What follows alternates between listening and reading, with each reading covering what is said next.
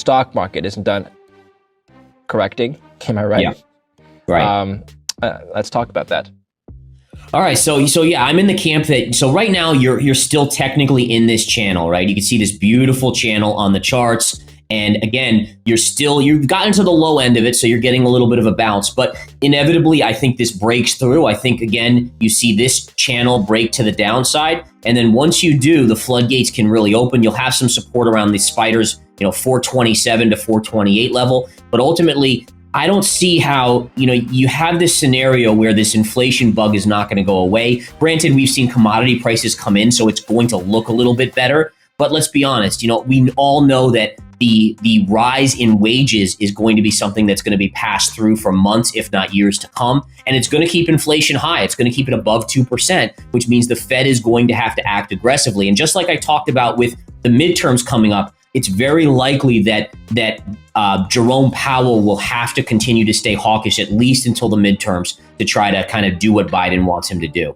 If you're thinking that, and if other traders potentially might be thinking the same thing, then one might ask you, Gareth, haven't the markets already priced that assumption in?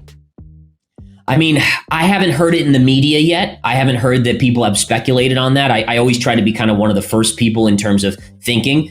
So I do think eventually it will be priced in. I just don't think it's there yet. All right. So what kind of a downside are we talking about?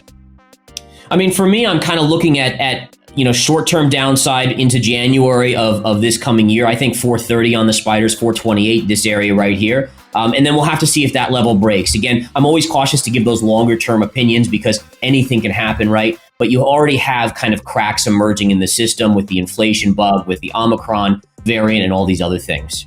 Yeah, the Omicron variant was, I think, probably the major catalyst for the sell-off we saw a week and a half ago.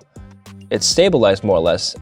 Yeah. Of course, new research is still coming out as to its transmissibility and its deadliness. So we don't know everything that there is. If I can give you an interesting take on this, David. So the Omicron variant is not by itself what caused the sell-off in the market, right? Because really? I mean, we had COVID back. We knew about the Delta variant. That didn't stop the markets, right? The markets continued to grind up. So what the key was is this: in March of 2020, when COVID emerged, what was inflation? 2%, 1.5%, right? So the Fed could come out with bazookas of money printing and do whatever they needed to do to keep asset prices up. The difference here is this: with this new variant, you can't have, with inflation at 8%, the Fed cannot print the same amount of money that it did before. So it's the combination of the two that has the market worried. They can't be saved. The Fed cannot come to the rescue in the same manner as it did for the previous initial stage of COVID. That's an interesting theory. I haven't thought about that. What if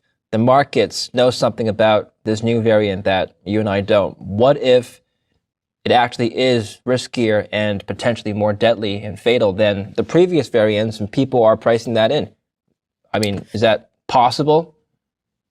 Yeah, it absolutely is possible. I've been really trying to keep a close eye on all the news reports coming out about, people that have caught it. I haven't heard that anyone has died yet from it. I've heard that the cases are generally milder. So I'm hopeful that is the case, not just for the stock market, but just for life in general. But again, like you're saying, there's always that chance. And I'm sure the VIX is higher because of that risk. I'm sure the markets have been pared back a little bit because there's still that small risk that it could be much worse. I think basically what you're saying is, Gareth, if I can summarize your thesis, is that because of this higher inflationary environment that we're in, the Fed has less ammunition now than they did a year ago. And so any bad news is going to cause a sell-off. The markets are basically more sensitive now to any bad news because the buffer from the Fed is gone. Is that right?